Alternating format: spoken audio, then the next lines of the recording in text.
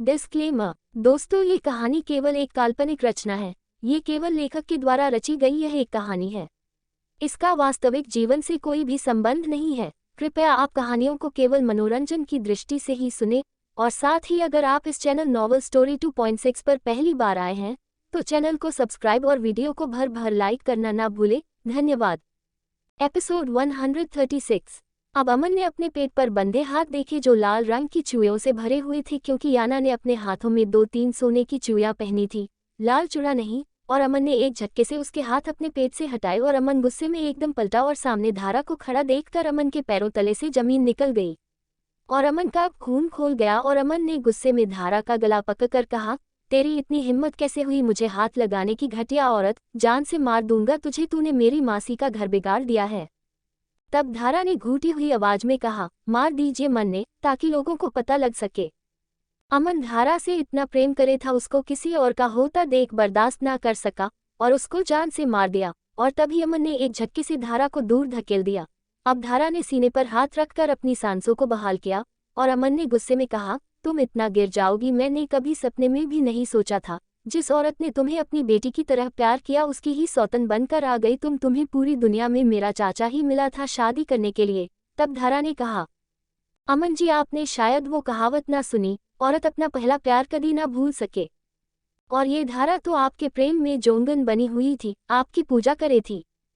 तो आपने कैसे सोच लिया मैं अपने भगवान को भूल कर किसी और की आराधना करने लगूंगी और आपसे दूर रह पाऊंगी। आपको पाने की खातिर मैंने आपके चाचा जी से शादी की से। तब अमन ने गुस्से में कहा, बकवास बंद करो अपनी, छोड़ दो मेरे चाचा को। तब धारा ने सीने पर हाथ बांधते हुए कहा, छोड़ दूंगी, लेकिन हमारी भी एक शर्त है, आपको याना को छोड़कर मुझसे शादी करनी पड़ेगी, क्योंकि धारा की जरूरत अमन से, और धारा अमन को पाने की खातिर किसी भी हद से गुजर जाएगी, क्योंकि इस धारा का जिस्म, रूह, प्यार सिर्फ अमन जी के लिए है।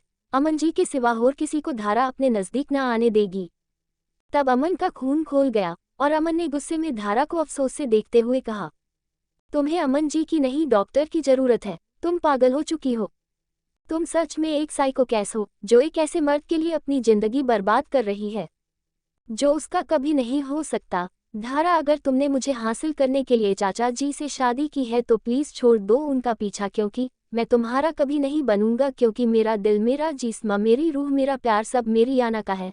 तुम्हारा कुछ भी नहीं है, कुछ भी नहीं है, क्योंकि अमन सिर्फ याना की किस्मत में लिखा है। अब अमन गुस्से में नीचे चला गया और धारा ने कहा, अमन जी देखना एक दिन सब कुछ इस धारा का होगा और मैं इन किस्मत की लकीरों को बदल कर रहूंगी।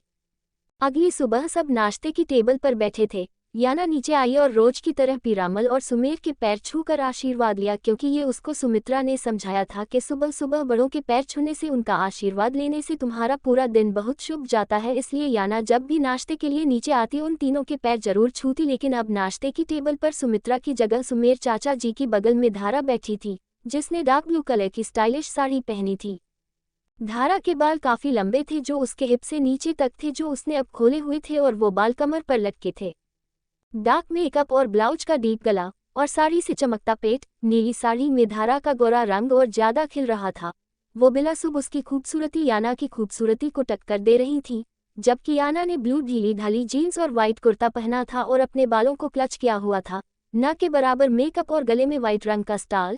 याना एक कैजुअल सी लुक में थी, जबकि ईशा और बाकी उसकी सब पार्टी ने डार्क मेकअप किया था। उनके कपड़े भी याना से अलग नहीं थे, इसलिए धारा ही आज सब पर भारी पड़ रही थी। याना पीरामल और सुमेर के पैर छूकर अपनी जगह बैठने लगी। तभी सुमेर ने कहा, याना बहू धारा के पैर भी छूने हैं, अब वो आपकी सास है बेटा, इसलिए आपको उनके पैर भी छूने चाहिए। और अब ईशा की दबी दबी सी हंसी निकली और तभी दादी सा कमरे में से बाहर आई, जो कल रात ही सुमेर की शादी और अमन के बच्चों की खातिर आई थी। उनके चोट लग गई थी, इस वजह से वो न आ सकी थी। अब दादी सा ने कहा, बहुरिया सुमेर ठीक कहवे जे, अब धारा थारी सास बन गई से, पैर छुआ के। और धारा ने पीरामल की तरफ देखा तो पीरामल ने आहिस्ता से सर झुका लिया, क्योंकि वो भी अपनी माँ के सामने मजबूर थे। और फिर याना आहिस्ता से दादी सा के दोबारा कहने पर आगे बढ़ी और तब धारा ने कहा कि कहा था तन्ने, मैं 20 साल में वो ना कर सकी जो ईशा ने 20 महीने में कर दिखाया, तो अब देख याना, मैंने 20 हफ्तों में वो कर दिखाया जो ईशा 20 महीनों में ना कर सकी। इस हवेली की मालकिन बनकर थारे को अपने कदमों में ले आई, अब चल जल्दी से झुककर महारे पैर छू। और याना ने देखा दादी सा उसको इशारे में पैर छूने को कह रही थी। अभी याना झुकती तभी पीछे से अमन की आवाज आई, याना धारा के पैर नहीं छुएगी, क्योंकि ये सिर्फ सुमेर चाचा की पत्नी है, याना की सास नहीं। अब अमन ने अपने चाचा के सामने खड़े होते हुए कहा, चाचा जी आप अपनी इस नई नवेली दुल्हन को अपने कमरे तक ही रखे तो ज्यादा अच्छा होगा, बाहर लाकर मेरी चाची की जगह देने की कोशिश ना करे, वरना आपको पूरी जिंदगी बिना पत्नी के गुजारनी पड़ सकती है। तब दादीसा ने कहा, लेकिन छोरा अब धारा सुमेर की पत्नी से। तब अमन ने कहा, दादीसा सुमित्रा मासी ने 30 साल दिए हैं सुमेर चाचा जी को, ये 2 दिन की आई लड़की मेरी मासी की जगह लेगी। और दादीसा चुप हो गई थी और अमन के सामने अब किसी की कुछ भी बोलने की हिम्मत नहीं थी। अब अमन ने धारा से कहा, और तुम्हें सबके सामने आकर तमाशा करने की जरूरत नहीं है, इस नौटंकी को अपने कमरे तक रखो तो ज्यादा बेहतर है, वरना उठाकर बाहर फेंक दूंगा। तब धारा ने सीने पर हाथ बांधते हुए कहा, अमन जी शायद आप भूल रहे से, मैं इस आधी हवेली की मालकिन हूँ, जितना हक याना का है इस हवेली में उतना हक महारा भी है।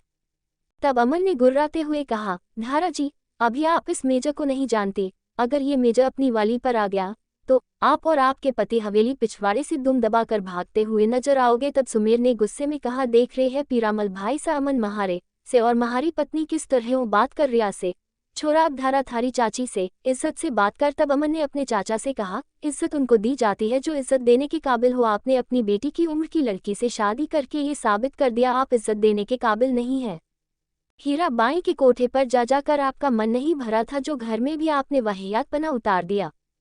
और कोठे का नाम सुनकर सुमेर का रंग पीला पड़ गया और पीरामल बाबूजी ने खोलती हुई नजर अपने भाई पर डाली तो सुमेर ने एकदम कहा, जय अमन झूठ बोल रिया से भाई सा। तब अमन ने कहा, फोटो दिखाओ आपको चमेली के साथ के, और सुमेर खामोश हो गया। अब अमन ने कहा, चाचा जी आप एक आर्मी के मेजर के घर में रहते हैं, जो देश की खबर रखता है वो घर की खबर नहीं रखेगा, लेकिन आपकी इज्जत तब भी मेरी चाची ने ही रखी, उन्होंने पता लगने के बाद भी मुझे आपको या किसी को कुछ भी कहने से रोक दिया।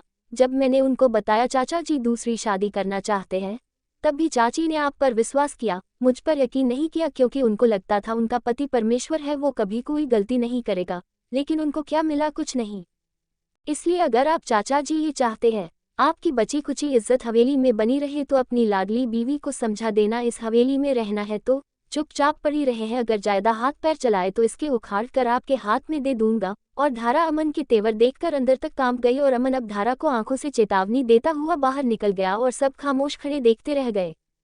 और याना मुस्कुराते हुए अमन को जाता हुआ देखती रह गई और धारा गुस्से में याना को देखकर सोच रही थी, धारा अमन जी कभी इस हवेली में थारी चलने ना देंगे, क्योंकि अमन जी के आगे किसी एक ना चलती। अगर एक बार अमन जी महारी मुट्ठी में आ जाए तो फिर इस घर के लोग और ये पूरी हवेली महारी मुट्ठी में आ जाएगी। इसलिए अगर थारे को इस हवेली में अपना सिक्का चलाना है तो अमन जी को अपने कब्जे में करना होगा।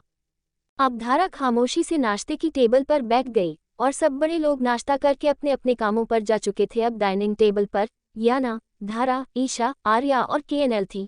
याना आर्या के नाश्ता करने की वजह से अब तक बैठी हुई थी, क्योंकि आर्या दोनों बच्चों को खिला रही थी, अब उनको सुलाकर नाश्ता करने बैठी थी। इसलिए याना आर्या की वजह से अभी तक टेबल पर बैठी थी, क्योंकि याना जानती थी उसके जाते ही ये सब आर्या को उंगली करेगी, इसलिए याना और आर्या दोनों खामोश बैठी नाश्ता कर रही थी।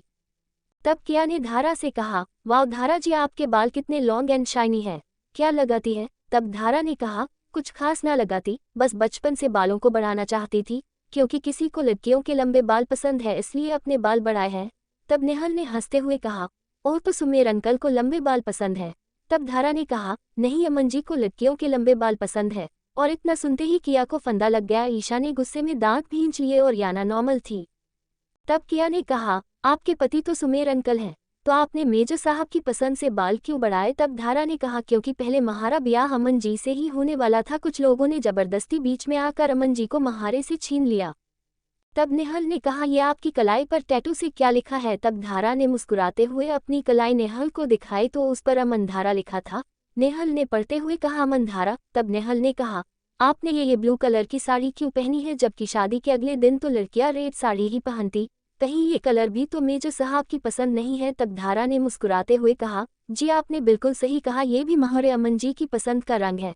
तब किया ने कहा, तो फिर आपने शादी सुमेर अंकल से क्यों की? अमन जी से ही करनी थी।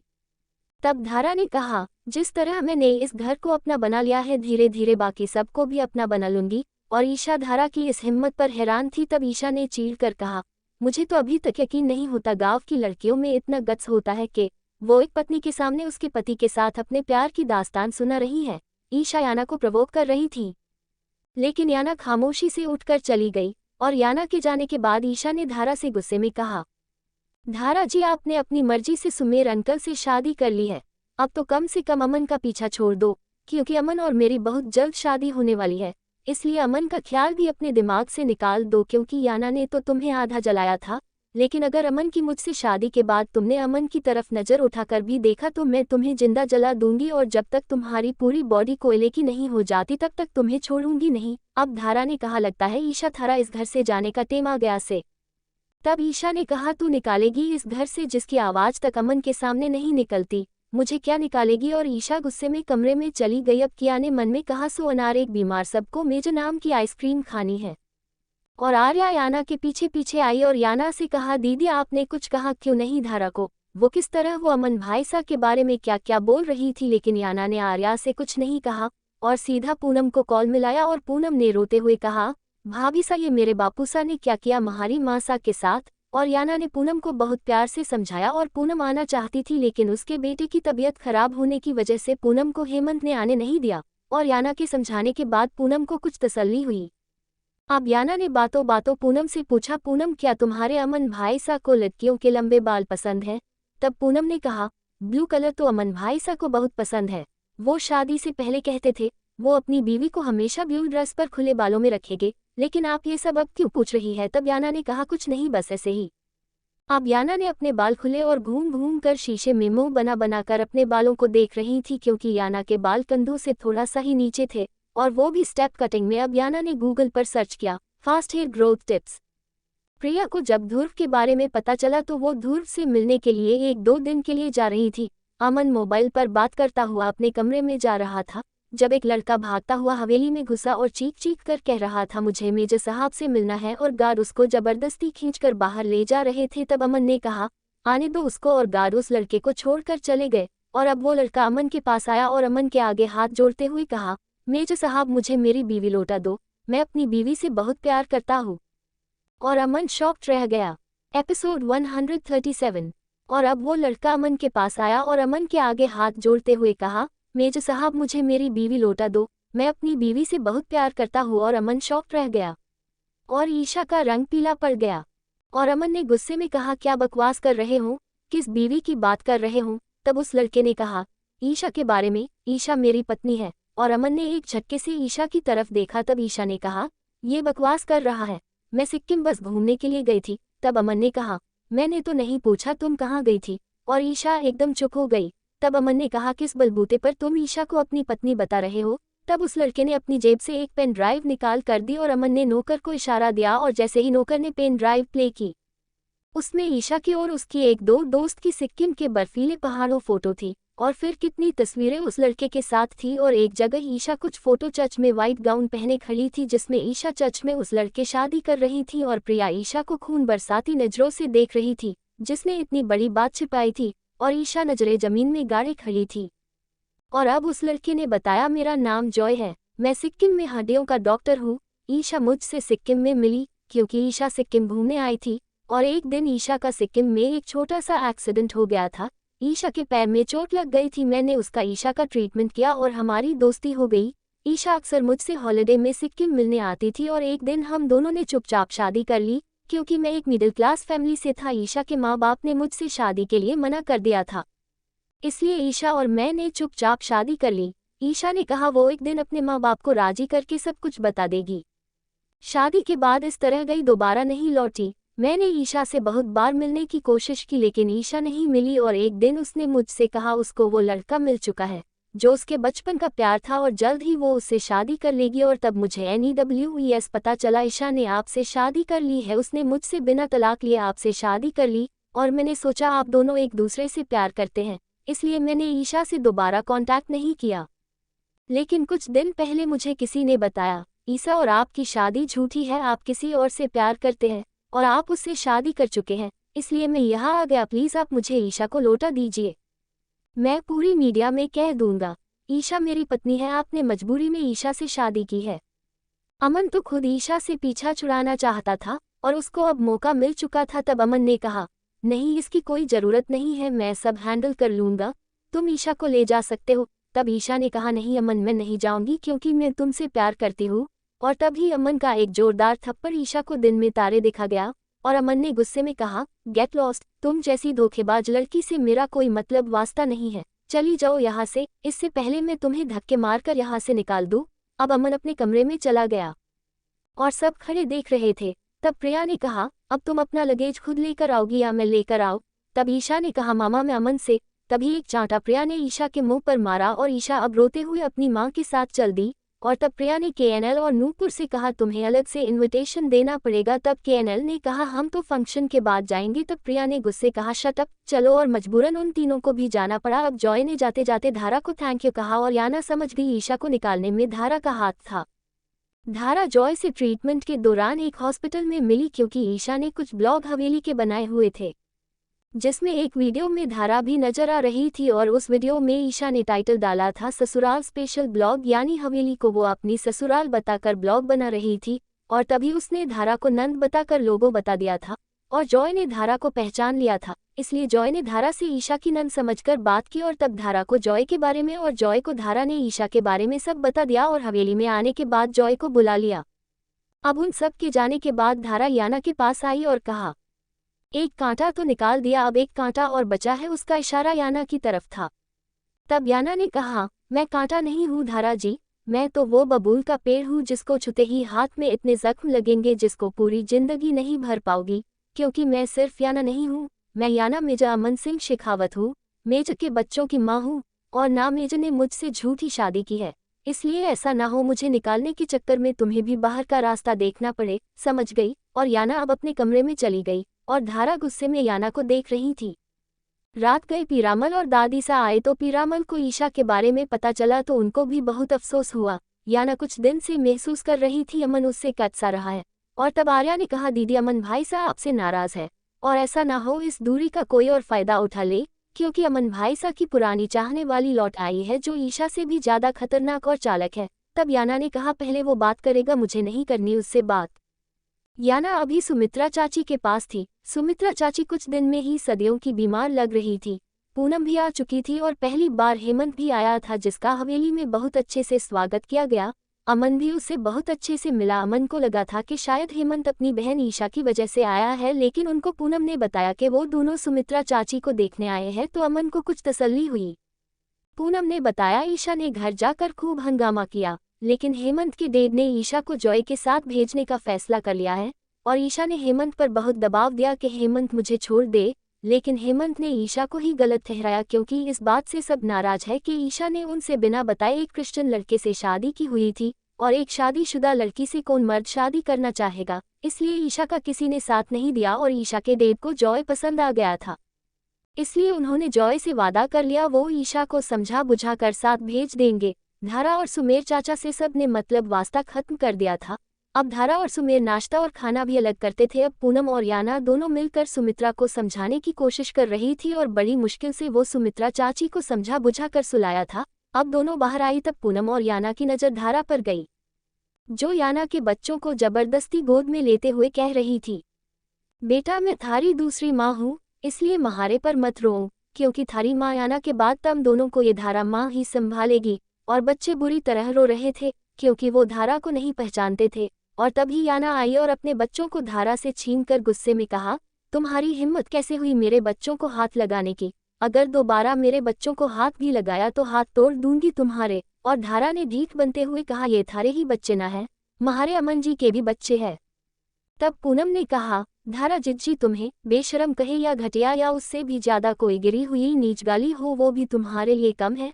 शर्म नहीं आई तुम्हें अपने बाप की उम्र के आदमी से शादी करते हुए, और वो भी जिसको तुम मामा कहती थी? तब धारा ने मुस्कुराते हुए कहा, पूनम तू तो मन ने शर्म का पाठ न पड़ा, जो शादी से पहले ही माँ बन गई, जिसकी इज्जत रखने की खातिर अमन जी को के पापड़ बेलने पड़े से, वरना कुंवारी को मैं बनना पड़ता। और पूनम खामोश हो गई। तब याना ने कहा, ये तुमसे तो कई गुना बेहतर है, क्योंकि इसने तुम्हारी तरह किसी और का सिंदूर नहीं छीना है, क्योंकि ये काम तो तवायफ या तुम जैसी औरतें करती है।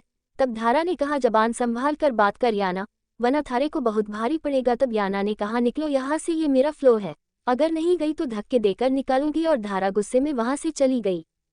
याना अपनी मोम से ईशा और प्रिया के बारे में बात कर रही थी जब उसकी नज़र अमन पर गई, जो जल्दी जल्दी कदम बढ़ाता हुआ अपने कमरे की तरफ जा रहा था।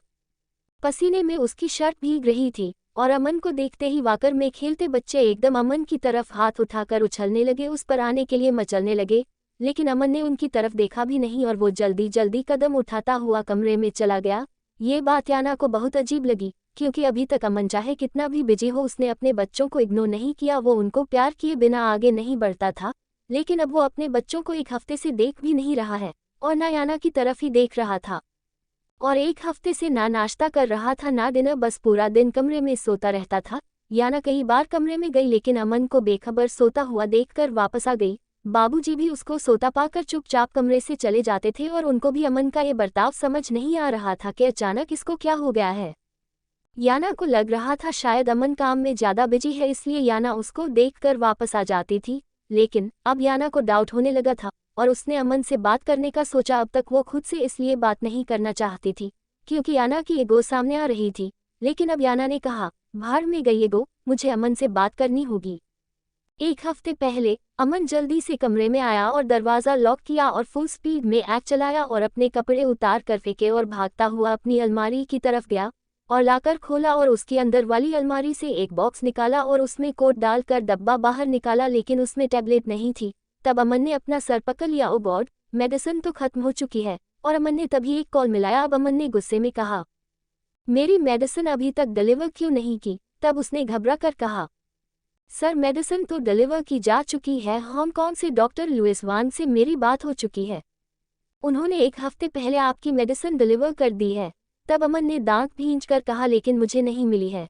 तब उसने कहा, तो सर ये तो बहुत बड़ी प्रॉब्लम हो जाएगी अगर आपको मेडिसिन नहीं मिली है, क्योंकि दूसरी मेडिसिन तैयार होने में 1 वीक लगेगा। आप घर में किसी से पता करो। तब अमन ने कहा, किससे पता करूं, बताओ। और वो चुप हो गया। बहुत जल्दी करके मेडिसिन भेजो, क्योंकि 1 वीक तक तो मैं पागल हो जाऊंगा। कैसे कंट्रोल करूंगा खुद को और इस बीमारी को, और अगर किसी पर जाहिर हो गया तो। और मैं पिछले 1 साल से इन मेडिसिन के सहारे जी रहा हूँ। आखिर वो हांगकांग के डॉक्टर क्या झक मार रहे हैं, क्यों नहीं कर पा रहे हैं मेरा ट्रीटमेंट? तब उसने कहा, सर वो पूरी कोशिश कर रहे हैं। पूरी दुनिया में आपकी इस बीमारी का इलाज वो ही लोग कर सकते हैं और कोई देश इस बीमारी का इलाज नहीं जानता। लेकिन अब वो भी बोल रहे हैं आपकी ये बीमारी उनकी भी समझ से परे जा रही है।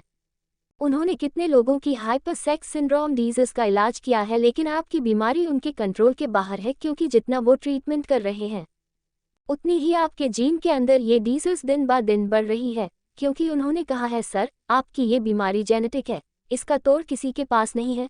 वो लोग तो फिर भी कोशिश कर रहे हैं, इसलिए सर टाइम तो लगेगा। अगर इसका इलाज वो पकड़ सके तो वो आपको जरूर बताएंगे, लेकिन जब तक इलाज हाथ में नहीं आता आपको मेडिसिन के सहारे रहना पड़ेगा। लेकिन अब 1 हफ्ते किसके सहारे रहूं? तब उसने कहा, सर ड्रग्स के सहारे। तब अमन ने एकदम शॉक्ड होकर कहा, व्हाट, होश में तो हो तुम? एक आर्मी ऑफिसर को ड्रग्स की सलाह दे रहे हो?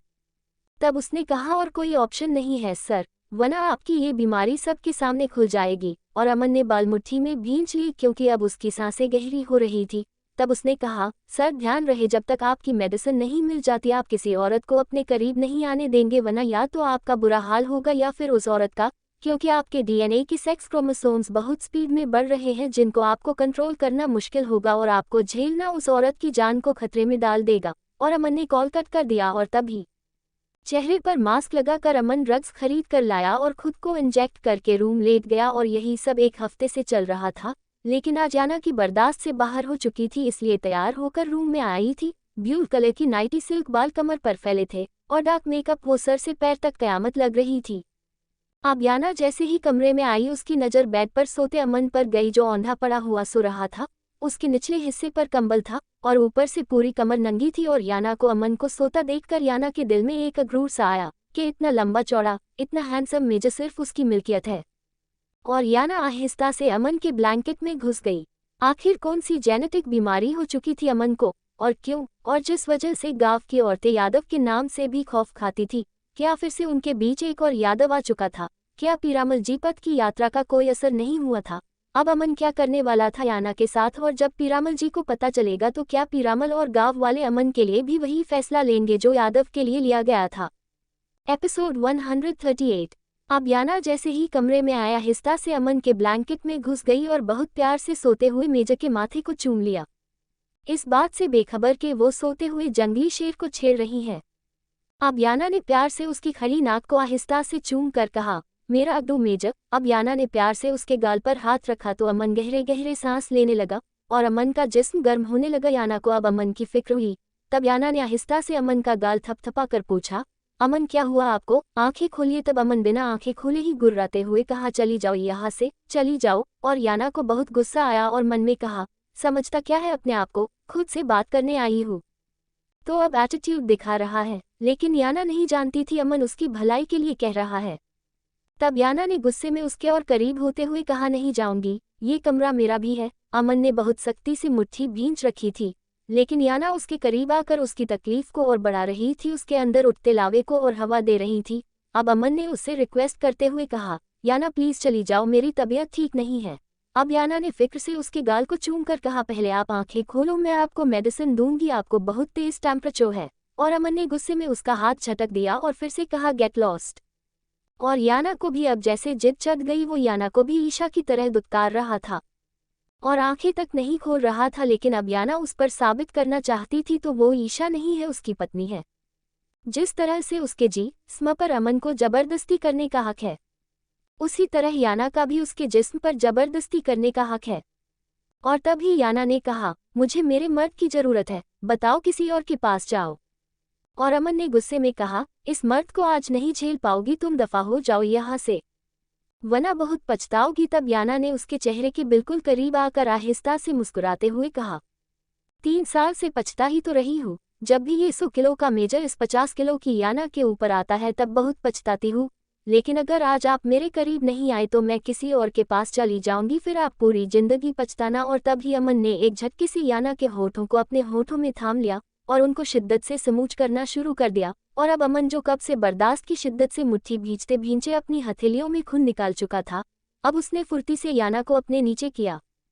और याना जो उसके होठों को बहुत मासूम तरीके से चूमकर उसका साथ देने की कोशिश कर रही थी, तभी अमन ने किसी भूखे शेर की तरह मुंह खोला और उसका होठों से लेकर उसकी ठोड़ी तक को मुंह में ले लिया और एक पागल इंसान की तरह, किसी भूखे की तरह याना के होठों को खाना शुरू कर दिया। और याना की सिसकियां निकलने लगी, अमन की गर्म सांसें याना के हल्क में उतरने लगी और अमन के मुंह का एक अजीब सा टेस्ट याना के मुंह को खराब कर गया, जैसे उसकी कोई खतरनाक शराब पी हुई है। और याना को अमन भी अब शराब के नशे में लगा और अमन ने अब आंखें खोली तो याना अंदर तक सहम गई, क्योंकि अमन की आंखें खून की तरह लाल अंगारा हो रही थी। और तभी याना की एक चीख निकली, क्योंकि अमन ने याना का निचला नाजुक होंठ दांतों में दबा लिया और उसके होठों से खून बहने लगा, जिसको अमन किसी प्यासे की तरह पी रहा था और अपने हाथों से सख्ती से याना के जिस्म मसल रहा था। और याना की एक आह निकली और अमन ने तभी उसके हल्क में अपनी जीभ डाल दी और याना की आंखें फट रही थी। उसकी जीभ याना को किसी गर्म लौटे की तरह लग रही थी जो उसके हल्क तक को झुलसा रही थी। उस पर उसका जिस्म भट्टी की तरह तप रहा था और अब याना अमन की बात ना मानकर पछता रही थी। अब याना ने पूरी ताकत का इस्तेमाल करके अमन को खुद से दूर किया, क्योंकि याना जान चुकी थी वो नशे में है, इसलिए वो भी अपना बैलेंस नहीं संभाल पा रहा था। और याना उसको खुद से दूर करने में कामयाब हो पाए और गुस्से में बोली, अमन हो, ये क्या गया है आपको, ये कैसे बिहेव कर रहे हो मेरे साथ? मैं आपकी बीवी हूँ, कोई रबर की गुड़िया नहीं। होश में आए, क्योंकि याना को अब उसके अंदर इंसान नहीं दिख रहा था, कोई वहशी जानवर दिख रहा था और अमन पूरा पसीने में भीगा हुआ था।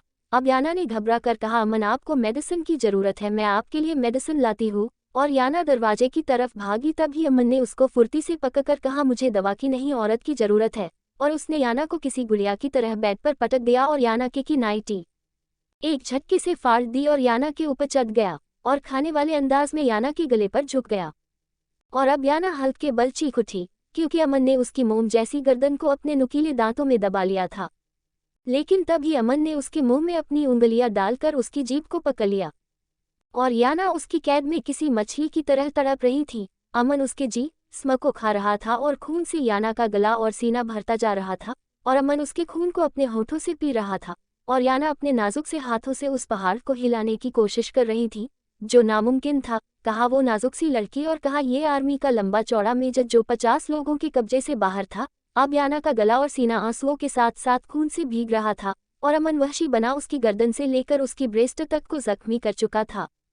अब अमन ने उसके ब्रेस्ट और टमी को अपने दांतों से जख्मी करता हुआ उसकी थाई तक आया और याना ने अपने मुंह से अमन का हाथ झटका और याना बुरी तरह चीख उठी, क्योंकि अब अमन के दांत याना को अपने अपने प्राइवेट पार्ट पर गड़ते हुए महसूस हुए, बाबूजी मुझे बचाओ। और याना ने रोकर चीखते हुए कहा, अमन मैं तुम्हारी याना हूँ, होश में आओ। और तभी अमन ने एक झटके से पीछे हुआ और याना को देखा, जो अब फुर्ती से बेड से उठ करके एक कोने में सिमटकर बैठ गई और उसके दूधिया जी स्म पर अमन के दिए जख्म थे और पसीने में भीगी थर थर कांप रही थी और रोते हुए अमन से कहा, प्लीज मुझे जाने दो, मुझे आपसे बहुत डर लग रहा है। और उसकी हालत देखकर अमन को खुद पर बहुत ज्यादा गुस्सा आया और ड्राव से ब्लेड निकाला और एक झटके से अपनी पूरी हथेली फाड़ ली ताकि अमन का ध्यान अपनी इस बढ़ती हवस से हटकर अपने दर्द पर जा सके, लेकिन ये नामुमकिन था। अब याना ने देखा अमन ने अपने दोनों हाथ ब्लेड से काट रहा था और खून धार की तरह जमीन पर बहती हुई पूरे फर्श को भिगो रही थी। और याना से ये देखा नहीं गया, उसने भागकर अमन के हाथ से ब्लेड छीनकर दूर फेंककर अमन को पकड़कर झकझोर कर कहा, हो क्या गया है आपको, होश में आए। तब अमन ने चीख कर कहा, मुझे औरत चाहिए, मुझे औरत ला कर दो, या तो तुम मेरी हवस पूरी करो या किसी और को भेजो। अब याना आंखें फाड़े उस मेजर को इंसान से जानवर बनते हुए देख रही थी, जो अपनी बीवी से ही दूसरी औरत मांग रहा था। तब याना ने गुस्से से चीख कर कहा, पागल हो चुके हैं, अपनी ही बीवी से ही दूसरी औरत लाने की बात कर रहे हैं। तब अमन ने अजीब सी आवाज में कहा, तो मैं तुम्हें बर्बाद कर दूंगा, जाओ, अगर खुद को बचाना चाहती हो तो किसी भी औरत को अभी लेकर आओ। अब याना ने कुछ सोचते हुए कहा, घर में कोई नहीं है सिवाय सुमित्रा चाची और पूनम के। तब अमन ने गुस्से से दहाड़ कर कहा, पूनम को लाओ, सुमित्रा को लाओ, किसी भी औरत को लाओ, मुझे औरत ला कर दो। और याना आंखें फाड़े अमन को देख रही थी, जिसको इतना भी होश नहीं है वो कह क्या रहा है। अब याना ने अमन के मुंह पर कई थप्पड़ मारते हुए कहा, वहशी जानवर कहीं के, क्या बकवास कर रहे हो, पूनम तुम्हारी बहन है और सुमित्रा तुम्हारी चाची तुम्हारी माँ है। और तभी अमन ने गुस्से में याना को खींचकर कारपेट पर फेंक दिया और उस पर चढ़ गया और याना अब बुरी तरह चीख रही थी। लेकिन अमन का कमरा साउंड प्रूफ था, इसलिए कमरे में क्या भूचाल आ रहा है किसी को नहीं पता था और वो इतनी स्पीड में याना को पुश कर रहा था, याना की जान पर बन रही थी, क्योंकि याना के दोनों पैर उसके सर के नीचे करके अमन अनैचुरल तरीके से उसके साथ संबंध बना रहा था। और याना तकलीफ से बिलक बिलक कर रो रही थी, लेकिन अब उस पर कोई असर नहीं हो रहा था। जो याना की एक आह पर तड़प जाता था, आज उसकी चीखें भी उस पर असर नहीं कर रही थी और अमन बहुत तेज तेज सांसें ले रहा था। याना की हालत खराब होने लगी, उसने याना को अब बैक पर पटक दिया और उसके बैक पर हमला किया और वो फिर से पुश कर रहा था। याना अपने अब हिम्मत जुटाकर कहा, छोड़ दे मुझे वहशी जानवर। और तभी अमन उसके बाल पीछे से मुट्ठी में भींचकर उसका चेहरा नीचे कर दिया और अब याना की अब आंखें फट रही थीं और याना ने एक झटके से अपने पेट पर हाथ रखकर उसको पीछे की तरफ धकेला और कारपेट पर उल्टी कर दी।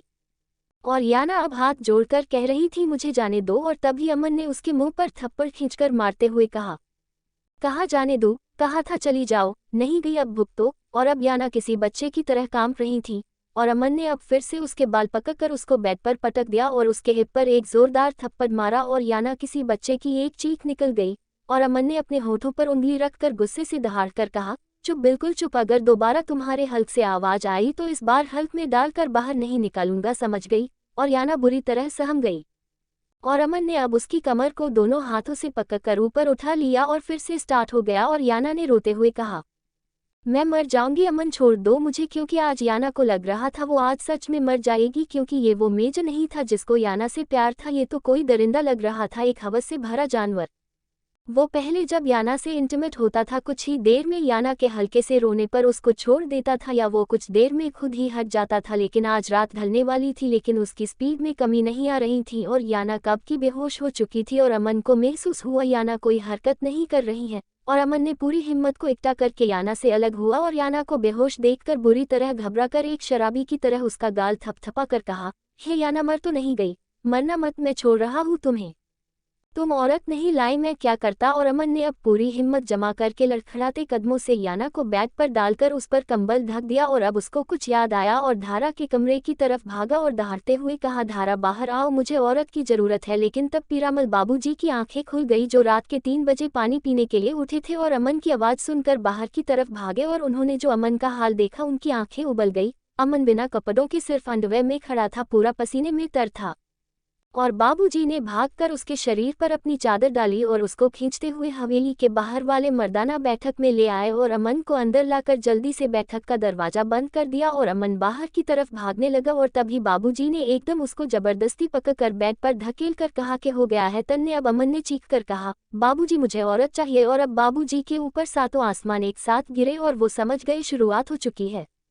और तभी बाबूजी ने एक जोरदार थप्पड़ अमन के मुंह पर मारा और उसको कंधों से पकड़कर चीखते हुए कहा, होश में आ, तू महारा बेटा है, सरबनी का बेटा है, मैं थारे को यादव ना बनने दूंगा। और अमन ने बाबूजी को धक्का दिया और बाहर की तरफ भागा और तब बाबूजी ने अमन को कस के दबोच लिया। वो भी लंबे ठाने थे लेकिन अमन को खींचने के चक्कर में वो हलकान हो रहे थे, लेकिन उन्होंने फिर भी हिम्मत नहीं हारी, उसको खींचकर अंदर कमरे में ले गए और दरवाज़ा बाहर से बंद कर दिया। और अमन दरवाजे में लाते मार रहा था, औरत ला कर दो। और तभी बाबूजी ने कांपते हाथों से एक नंबर मिलाया। वो पसीने में भीग चुके थे और बुरी तरह रो रहे थे क्योंकि आज उनको अपना सबसे मजबूत बाजू कटा हुआ महसूस हो रहा था, क्योंकि अमन उनकी सबसे बड़ी ताकत था जिसके दम पर वो पूरे गांव को ललकारते थे। लेकिन अब वो ताकत ढहती हुई महसूस हो रही थी। अब उधर से हेलो की आवाज आई और बाबूजी ने कहा, शंकर मन ने थारे को जड़ी बूटी का घोल बनाने को दिया था। तब शंकर वेद ने कहा, हाँ बना दिया। तब बाबूजी ने कहा, तुरंत काढ़ा लेकर आ। और कुछ देर बाद वेद शंकर आ चुका था और जब उसको पीरामल ने सारी बात बताई तब उसने कहा, तो के पीरामल जी, मेजर साहब ही मेवाड़ की महारानी इंद्राणी के परपोते और यादव का खून से। और तब बाबूजी ने रोते हुए हाँ में गर्दन हिलाई। तब शंकर सर पककर बैठ गया, अब क्या होगा पीरामल जी?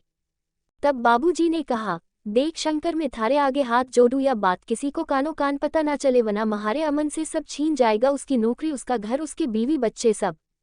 तब शंकर ने कहा, कैसी बातें करते हो पीरामल जी? मेजर साहब हम सबको भी इतने ही प्यारे जितने के आपको, सब ठीक हो जाएगा, आप फिक्र ना करें, मेजर साहब को जड़ी बूटी दे। तब पीरामल ने कहा, या जड़ी बूटी मेजर कुछ घंटे के लिए शांत करेगी, वो फिर ऐसे ही ऐसा हो जाएगा और एक दिन हर दवा और जड़ी बूटी फेल हो जाएगी, क्योंकि ये कोई बीमारी ना से। शंकर, ये तो शेखावत के वंश पर साधु रघुवीर के शाप का असर से, और इसका तोड़ वही है जो संगिनी ने बताया था।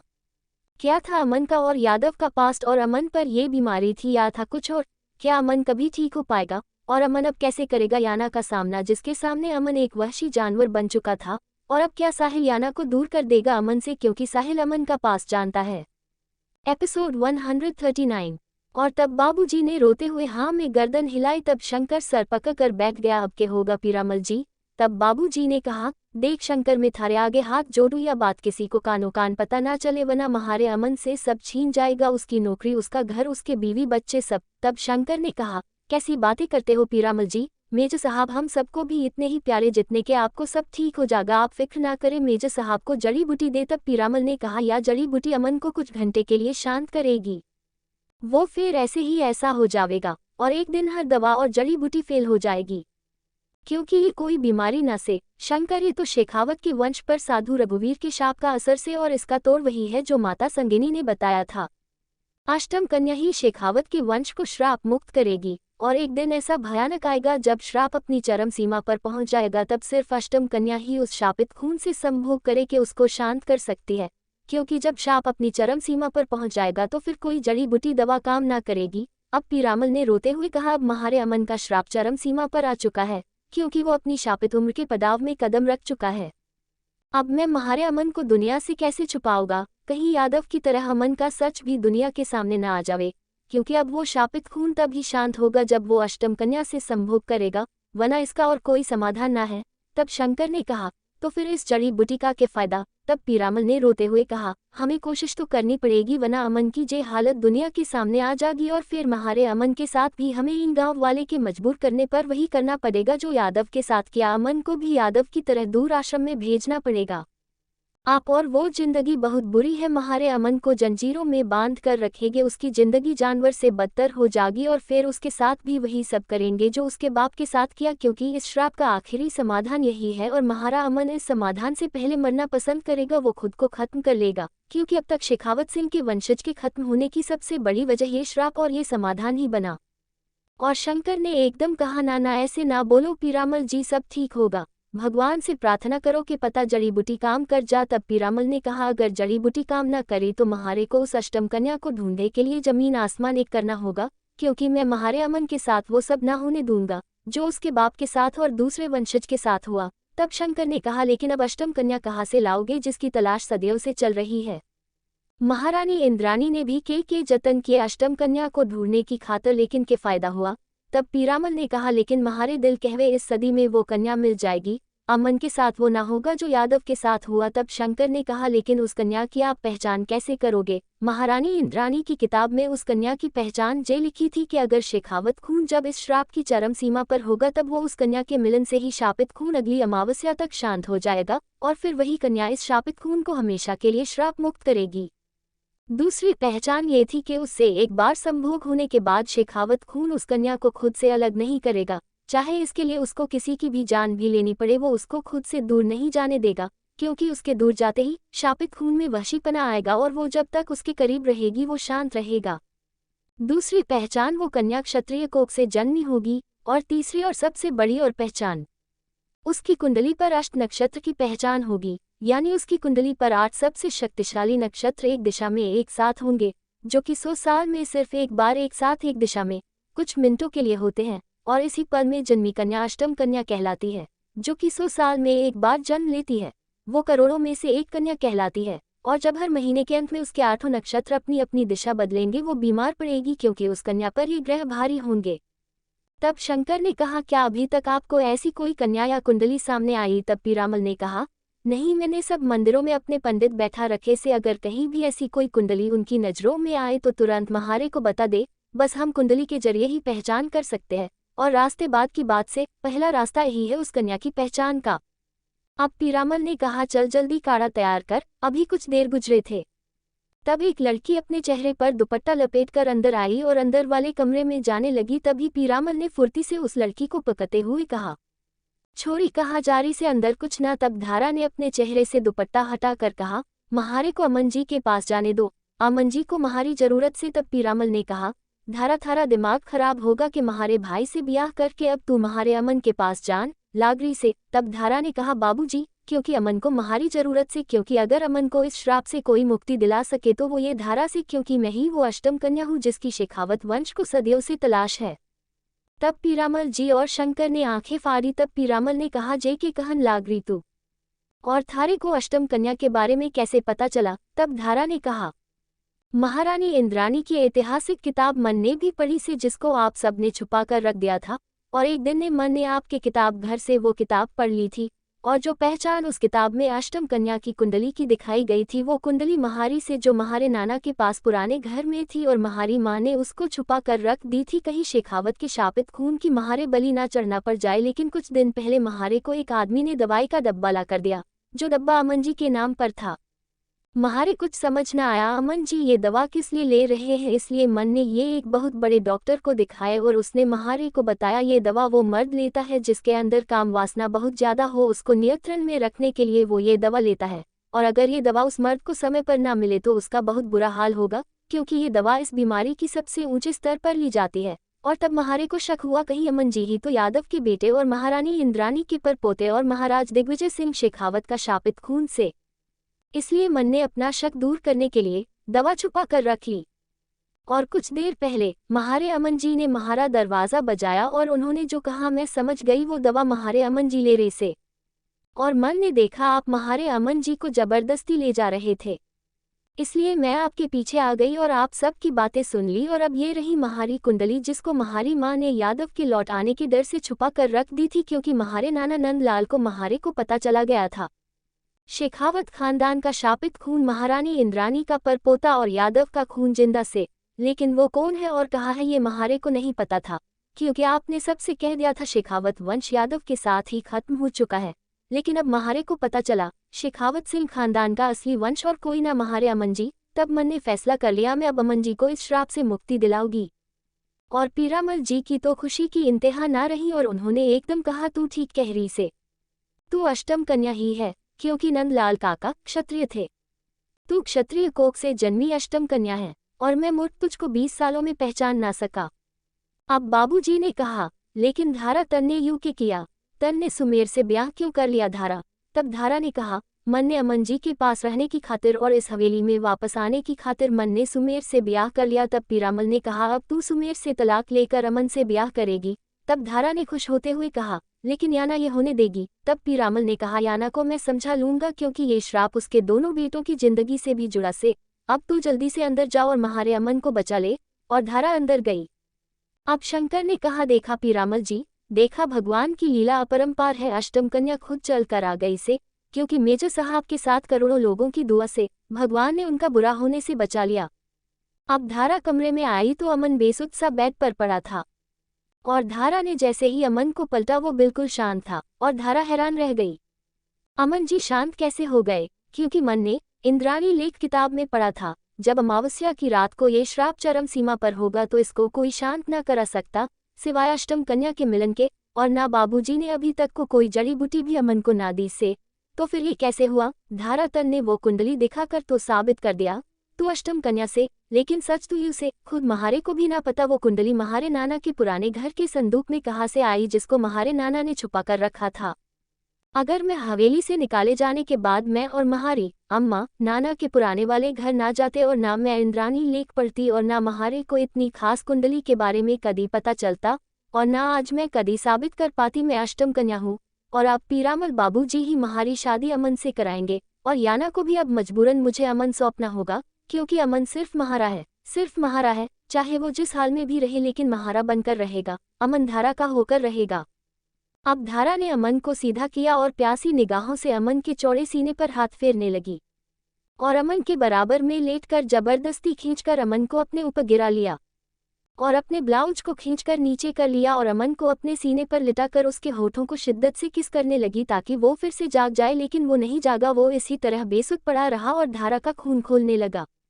लेकिन धारा ने किस करते हुए कई फोटो खींच लिया। अब अमन का सर अपने सीने पर रखकर एक हाथ से अमन की चौड़ी पीठ सहला रही थी, दूसरे हाथ की उंगलियां अमन के घने बालों में चलाते हुए मुस्कुराकर सोचने लगी, अब अमन जी आपकी डोर महारी मुट्ठी में है, क्योंकि अब पीरामल बाबूजी को यही लगेगा महारे मिलन से ही अमन शांत हुआ है, और फिर पक्की मोहर लग जागी मैं अष्टम कन्या हूँ, पर फिर इस घर का हर मर्द महारी मुट्ठी में है, क्योंकि इस घर का सबसे ताकतवर मर्द अमन और सबसे बड़ा मर्द पीरामल दोनों अब महारी मुट्ठी में आ चुके हैं। अब इस पूरी हवेली में और अमन पर अब धारा का राज चलेगा, क्योंकि अब ये श्राप हर अमावस्या को अपनी चरम सीमा पर होगा, और इस श्राप का तोड़ करने के लिए बाबूजी, अमन और याना तीनों महारे आगे हाथ पैर जोड़ेंगे, क्योंकि अब सिर्फ याना के पति की जिंदगी का सवाल नहीं है बल्कि उसके बच्चों की जिंदगी भी सवाल से। अब धारा ने मुस्कुराते हुए अमन के सर को चूम कर कहा, कोई ना अमन जी, अब ये पागलपन आपको हर महीने होगा, तब आपको धारा के पास आना पड़ेगा और खुद याना आपको मेरे पास लेकर आएगी, और तब जो याना की जो हालत होगी वही मेरी सबसे बड़ी जीत होगी। और धारा अब हंसने लगी। कहते हैं कि अक्सर किसी इंसान को जब कोई गहरा शौक लगता है तो वो दिमागी रूप से बीमार हो जाता है, जिसको साइंस भाषा में साइको कहते हैं, और ऐसा इंसान जिस चीज़ को पाने की ठान ले तो वो जब तक उसको हासिल नहीं कर लेता वो चैन से नहीं बैठता, फिर चाहे उसको किसी भी हद से गुजरना पड़े वो गुजर जाता है, फिर ना वो अपना अच्छा बुरा सोचता है और ना दूसरे का। अब धारा भी उसी लेवल पर पहुंच चुकी थी, उसको इस बात का भी एहसास नहीं था वो अपनी और अमन की जिंदगी खतरे में डालने जा रही थी, क्योंकि धारा अच्छी तरह जानती थी वो अष्टम कन्या नहीं है, उसको बस अष्टम कन्या की कुंडली अपने नाना के पुराने संदूक में रखी मिली थी, जिसका उसने फायदा उठा लिया था। वो कुंडली कहाँ से आई थी ये खुद धारा को भी नहीं पता था। Episode 140 150 years ego. Shekhawat Singh वंश के श्राप की शुरुआत। महाराज दिग्विजय सिंह शेखावत भानगढ़ के महाराज थे, सभी राजपूतों राज्यों के राजा, जिनके सामने अच्छे अच्छे सुरवीर खड़े होते हुए कांपते थे। शक्तिशाली, बलशाली और बुद्धिशाली, अपनी ताकत के बल पर दिग्विजय सिंह खूनी हाथी और खतरनाक सांडों तक से टक्कर लेते थे और जीत थे, इसलिए हर राज्य में उनकी ताकत का डंका बजता था। खूबसूरती शेखावत वंश को विरासत में मिली थी। दिग्विजय सिंह की 5 बीवियां थीं, 3 बीवी से कोई संतान नहीं थी, सिर्फ 2 बीवियों से संतान थी। तीसरे नंबर की पत्नी महालक्ष्मी से एक बेटी थी, जिसका नाम शुभ लक्ष्मी था। दिग्विजय सिंह की जान अपनी बेटी शुभ लक्ष्मी में बसती थी, क्योंकि जब सुबह लक्ष्मी का जन्म हुआ तो उसके जन्म होते ही राजा दिग्विजय सिंह शेखावत सभी राजपूत राज्यों राजा बन गए और कई राज्यों से जंग जीतकर अपना बहुत बड़ा साम्राज्य स्थापित कर लिया। दिग्विजय सिंह शेखावत एक राजा से महाराज बन गए, इसलिए शुभ लक्ष्मी में महाराज दिग्विजय की जान बसती थी, क्योंकि वो अपनी बेटी को बहुत शुभ मानते थे, इसलिए उसका नाम भी शुभ लक्ष्मी रखा। वो कोई भी शुभ काम करने से पहले शुभ लक्ष्मी के पैर छूकर उसका चेहरा देखकर ही करते थे। शुभ लक्ष्मी इतनी खूबसूरत थी, उसकी खूबसूरती के चर्चे सारे राज्यों में थे, लेकिन शुभ लक्ष्मी की तरफ देखने की भी किसी की हिम्मत नहीं थी, क्योंकि सब राजा के क्रोध से वाकिफ थे, क्योंकि शुभ लक्ष्मी की तरफ आंख उठाकर देखने वाले की आंखें निकाल दी जाती थी, उसे घर को बर्बाद कर दिया जाता था। इसलिए जब सुबह लक्ष्मी की सवारी राज्य में जाया करती थी तो सभी मर्द अपने घरों में छुपकर बैठ जाया करते थे, इसलिए सुबह लक्ष्मी की तरफ देखने की भी किसी की हिम्मत नहीं थी। उसको छूना तो बहुत दूर की बात थी। फिर थी उनकी 5वीं पत्नी कलावती, जिसके 2 बेटे थे, गजेंद्र सिंह शेखावत और देवेंद्र प्रताप सिंह शेखावत। दोनों भाई अपनी बड़ी बहन शुभ लक्ष्मी से बहुत प्यार करते थे। 5 पत्नियां आपस में बहुत प्यार से रहती थी, किसी में कोई तेरा मेरा नहीं था। जिनकी कोई संतान नहीं थी वो भी महालक्ष्मी और कलावती की संतान को ही अपना मानती थी। जल महल में और राज्य में चारों तरफ खुशहाली थी। जब शुभ लक्ष्मी ने जवानी की दहलीज पर कदम रखा था तो चारों तरफ के राज्य के राजाओं ने उसके लिए अपना अपना प्रस्ताव भेजा। लेकिन महाराज दिग्विजय को अपनी बेटी के लिए अपनी ही तरह शक्तिशाली और बलशाली दामाद चाहिए था, इसलिए वो अपनी बेटी की शादी किसी आम राजा से नहीं करना चाहते थे। और शुभ लक्ष्मी भी अपने परिवार से बहुत प्यार करती थी, अपने पिता दिग्विजय की हर खुशी में खुश थी। एक दिन दिग्विजय सिंह को अपनी बेटी के काबिल एक वर मिल गया और दिग्विजय ने उसके साथ अपनी बेटी का विवाह पक्का कर दिया। और जलमहल में और राज्य में शादी की तैयारी बहुत जोर शोर से चल रही थी और चारों तरफ खुशियां थी। लेकिन एक दिन अचानक पूरे जलमहल में मातम छा गया, राज्य की खुशियों में जहर घुल गया। क्योंकि अपनी शादी के कुछ दिन पहले ही शुभ लक्ष्मी ने फांसी के फंदे से लटककर आत्महत्या कर ली थी। और ये बात महाराज दिग्विजय और पूरे राज्य के लिए किसी बड़े सदमे से कम ना था और सबको इस बात की हैरत थी आखिर शुभ लक्ष्मी ने आत्महत्या क्यों की। वो तो बहुत खुश रहती थी, एक राजकुमारी थी जिसको किसी बात का दुख नहीं था। लेकिन अचानक शुभ लक्ष्मी ने आत्महत्या क्यों की, लेकिन इसका जवाब खुद दिग्विजय सिंह के पास भी नहीं था। शुभ लक्ष्मी की मौत के बाद महाराज दिग्विजय बहुत ज्यादा टूट गए। शुभ लक्ष्मी के दोनों छोटे भाई गजेंद्र जो 17 साल का था और देवेंद्र जो 13 साल का था वो भी बहुत रोते थे। दिग्विजय सिंह शेखावत के लिए ये बात सबसे ज्यादा दुख दे रही थी कि उसको अपनी बेटी के अचानक मरने की वजह भी नहीं पता थी। पूरे राज्य के बारे में खबर रखने वाला अपनी बेटी की खबर न रख सका।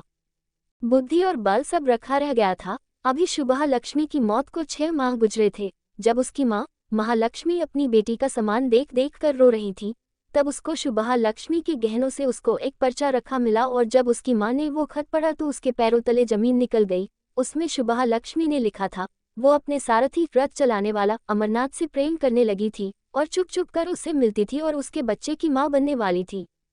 और जब शुभा लक्ष्मी ने ये बात अमरनाथ को ये बात बताई तो वो महाराज दिग्विजय की सजा का ख्याल आते ही बहुत ज्यादा डर गया, क्योंकि पूरा राज्य जानता था महाराज दिग्विजय सिंह शेखावत मुजरिम को कितनी दर्दनाक सजा देते थे।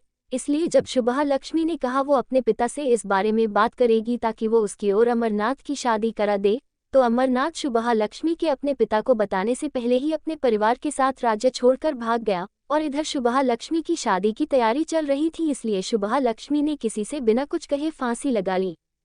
और जब ये खत दिग्विजय को मिला तो वो गुस्से से पागल हो गए और सारथी को ढूंढने के लिए जमीन आसमान एक कर दिया। लेकिन एक दिन पता चला सारथी अमरनाथ और उसके परिवार ने राजा के डर से नदी में कूदकर आत्महत्या कर ली।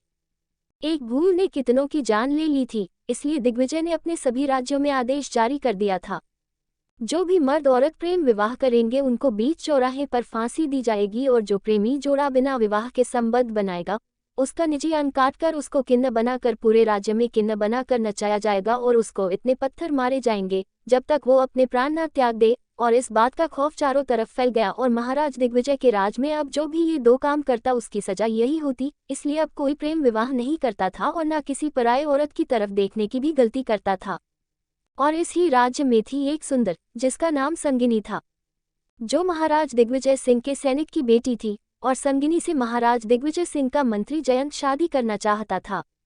लेकिन संगिनी दिल ही दिल में एक ऋषि मुनि रघुवीर से प्रेम करती थी, लेकिन राजा के डर से कह नहीं पाती थी। और ऋषि मुनि रघुवीर जो आबादी से अलग अपनी तपस्या में खोया रहता था, उसको दुनिया से कोई मतलब नहीं था क्योंकि उसने दुनिया त्याग दी थी। लेकिन संगिनी के माता पिता रघुवीर के पास यज्ञ या हवन कराने के लिए जाते थे, तब से ही संगिनी ऋषि मुनि रघुवीर से प्रेम कर बैठी। इसलिए जब मंत्री जयंत ने अपना रिश्ता संगिनी के घर भेजा तो संगिनी ने ये कहकर मना कर दिया वो सयासनी बन साधु रघुवीर को शरण में जाना चाहती है और पूरा जीवन उनकी सेविका बनकर गुजारना चाहती है। वो ये संसार त्याग रही है। वो राजा के डर से ये न कह सकी कि वो रघुवीर से प्रेम करती है, इसलिए किसी ने उसको रोकने का पाप नहीं किया। साधु रघुवीर ने संगिनी को काफी मना किया, लेकिन संगिनी ने जिद पकड़ ली वो उनकी सेविका बनकर उनकी सेवा करना चाहती है। और संगिनी उनकी कुटिया में रहकर उनसे शिक्षा लेने लगी और अपनी लगन और जिद से और प्रेम से उसने रघुवीर की कभी ना शादी करने का फैसला बदल दिया। और रघुवीर ने संगिनी के साथ घर बसाने का फैसला कर लिया, क्योंकि संगिनी ने बता दिया वो उनसे प्रेम करती है। बस राजा के डर से ये तरीका अपनाया, इसलिए साधु ने संगिनी से विवाह करने के लिए सब जगह अपनी शादी का निमंत्रण भेजा और एक निमंत्रण राजा को भी भेजा, ताकि उनको ये ना लगे कि वो प्रेम विवाह कर रहे हैं, क्योंकि संगिनी के माँ बाप भी इस विवाह के लिए मान गए थे। लेकिन महाराज और जयंत उस समय जंग पर गए थे, और जब वो जंग से लौटे तो जयंत को संगिनी के विवाह के बारे में पता चला, और ये भी पता चला संगिनी साधु रघुवीर के बच्चे की माँ बनने वाली है।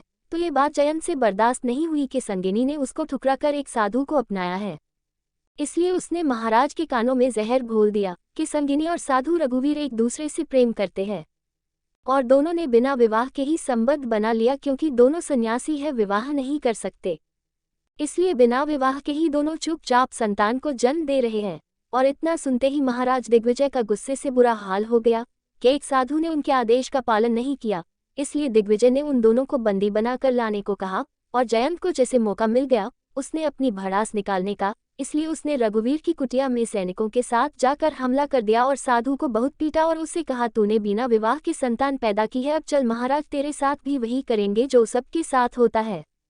रघुवीर और संगिनी ने बार बार सफाई दी उन्होंने विवाह किया हुआ है, लेकिन जयंत तो कुछ सुनना नहीं चाहता था। उसने रघुवीर को बहुत पीटा, पर जब संगिनी ने उसको बचाने की कोशिश की तो जयंत ने संगिनी को इतनी जोर से धक्का मारा तो संगिनी का सर एक पत्थर से टकराया और उसने वही दम तोड़ दिया। और साधु रघुवीर संगिनी के मरने पर बहुत रोया और जयंत उसको खींचकर बंदी बनाकर राजा की सभा में ले आया। और तभी साधु ने गुस्से में महाराज दिग्विजय से कहा, राजन तूने मेरी पत्नी को और मुझे उस पाप की सजा दी है जो हमने किया ही नहीं है, क्योंकि संगिनी और मैंने विवाह के पाश्चात्य संबंध बनाए थे और हमारी संतान इस दुनिया में आने वाली थी, जिसको तूने मेरी पत्नी के साथ ही अंत कर दिया। क्योंकि तुझे नफरत है पराई स्त्री से संबंध बनाने वालों से, तू याद रख जिस तरह तूने मेरे वंश का अंत कर दिया है, एक दिन तेरे वंश का भी अंत होगा, क्योंकि मेरा श्राप है तेरे संतान और तेरे आने वाले वंश के लिए, जो एक ऐसी भयंकर बीमारी की चपेट में आएगा। उनके अंदर काम वासना की एक ऐसी ज्वाला पनपेगी जिसके लिए वो हर पराई स्त्री से संभोग करेंगी, क्योंकि उनकी संभोग की चरम सीमा इतनी होगी, अगर उन्होंने संभोग न किया तो वो अपने हाथों से अपना जिस्म फाड़ लेंगे। उनको जीवित रखने के लिए तुझे खुद पराई स्त्री उनको संभोग के लिए ला कर देनी होगी। जिस पाप के लिए तू दूसरों को सजा दे रहा था, अब वही पाप तुझे खुद करना पड़ेगा, क्योंकि तेरी संतान चाहे वो बेटा हो या बेटी, वो इस काम वासना में इतने पागल हो जाएंगे, वो हर औरत से संभोग करने के लिए पागल होंगे, चाहे वो उनकी माँ हो, बहन हो, बेटी हो, उनको केवल स्त्री या पुरुष चाहिए होगा। और एक दिन इस संभोग की ज्वाला में जल जल कर तेरा वंश खत्म हो जाएगा, या फिर अपना निजी अन्न काट कर किन्न बनकर रहेगी, जैसे तूने अब तक ना जाने कितने पुरुषों को बनाता आया है। और ये श्राप उनको अपनी 20 वर्ष की आयु पूर्ण करने के बाद ही अपनी चपेट में ले लेगा, और 100 अमावस्या और 100 स्त्री नक्षत्र पूरा होते ही वो इस श्राप की आखिरी पड़ाव पर होंगे, जहां आकर वो या तो अपना निजी अन्न काट कर किन्न बनेंगे या उनकी संभोग करते करते मृत्यु हो जाएगी, क्योंकि उनकी काम वासन की ज्वाला इतनी होगी कि उसमें जलकर वो खुद को मार लेंगे। और इतना कहते ही साधु धड़ाम से जमीन पर गिर गया, क्योंकि उसने जहर पी लिया था। और इधर महाराज दिग्विजय सिंह शेखावत और उसकी पत्नियां जैसे इस श्राप को सुनकर पत्थर के जैसी हालत में हो गई थी, और साधु के जमीन पर गिरते ही दिग्विजय के बेजान जिस्म में एकदम जान आई, और दिग्विजय भागता हुआ आया और साधु के पैर पकड़ लिए और उसके पैरों में सर रखकर रोते हुए माफी मांगी। साधु महाराज, मुझे क्षमा कर दीजिए, मुझसे बहुत बड़ा पाप हो गया, मुझे नहीं पता था आपने संगिनी से विवाह कर लिया है, मुझसे तो जयंत ने कहा था आपने बिना विवाह के संबंध बनाए हैं। और इतना सुनते ही जयंत निकल कर भागा, लेकिन राजा के सिपाहियों ने उसको पकड़ कर ले गए। और इधर महाराज दिग्विजय और उसकी पत्नियां तड़प तड़प कर रो रही थीं। अब दिग्विजय ने कहा, साधु महाराज अपना श्राप वापस ले ले, मैं आपको वचन देता हूँ मैं अपने सब नियम बदल दूंगा। तब साधु ने अटक अटक कर कहा, क्या तुम्हारे आदेश वापस लेने से क्या मेरी पत्नी और बच्चा जीवित हो जाएगा, या मैं जो विष पीकर अपने प्राण की आहुति दे चुका हूँ वो लौट आएंगे नहीं ना, तो मेरा श्राप कैसे लौट सकता है। तभी कलावती ने रोते हुए कहा, भाई सा ऐसा अनर्थ ना करे, अपनी छोटी बहन की संतान को ऐसा श्राप ना दे।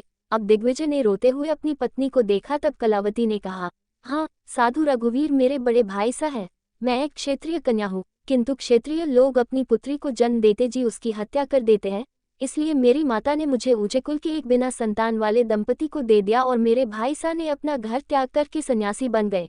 मैं इनको पहचान चुकी थी, लेकिन मैंने अपनी पहचान छुपाने के लिए सबसे छुपाया, पर अब बात मेरी संतान की आ चुकी है तो मुझे इनको पहचानना ही पड़ा।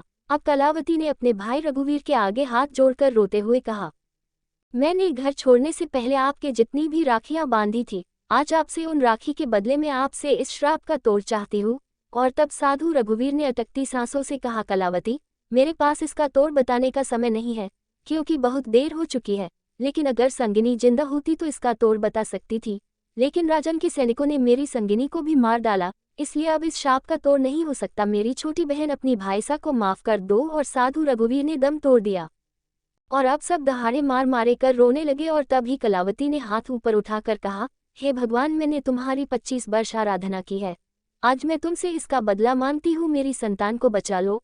और तभी एक सैनिक भागता हुआ आया और कहा, महारानी जी, साधु की पत्नी संगिनी जिंदा है। और जैसे उन मरे हुए लोगों में जान आ गई, क्योंकि अब इस श्राप का तोड़ संगिनी ही बता सकती थी। तो दोस्तों, आगे क्या होगा यह जानने के लिए इस स्टोरी को सुनते रहिए सिर्फ और सिर्फ novel_story_2.6 चैनल पर। और अगर कहानी आप सभी को पसंद आए तो वीडियो को लाइक, कमेंट और शेयर जरूर करें। धन्यवाद।